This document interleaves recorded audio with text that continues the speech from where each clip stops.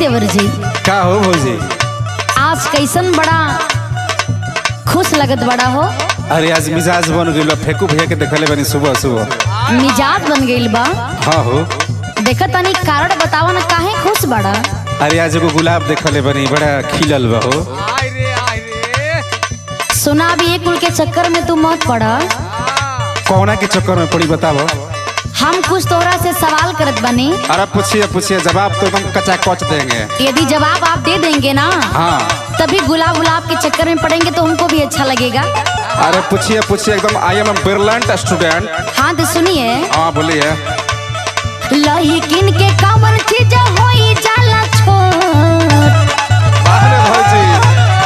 लहिकिन के कमर चीज होई जाला छोट। रोज नहाते नहाते बेटा तू हमके बताए, रोज नहाते नहाते।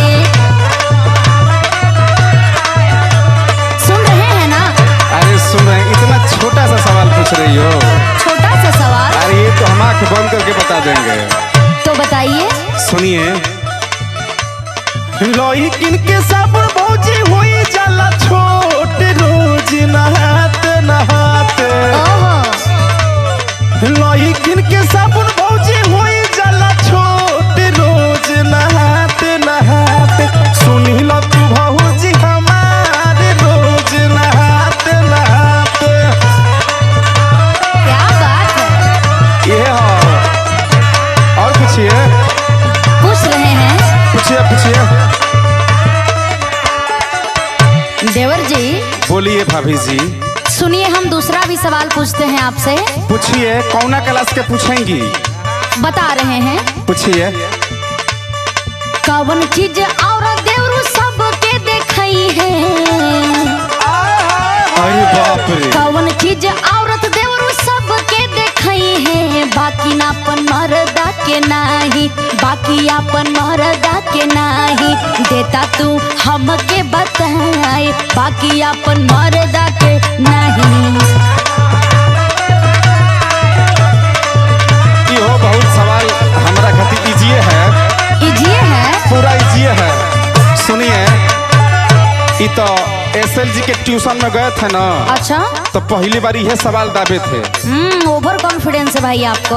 अरे ओवर कॉन्फिडेंस नहीं, अभी हमारा जो छात्र संघ का नेता है फेकू भैया, मनोज भैया, उस सब के साथ में हम पढ़ते हैं। सुनिए। बताइए।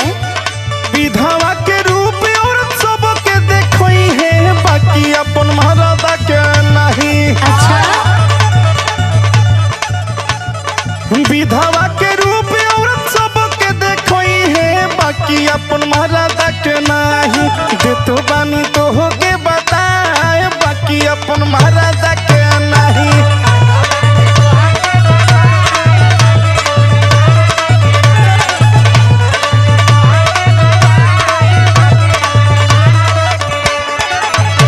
अरे वाह देवर जी, आज तो हमारा मन ही खुश हो गया।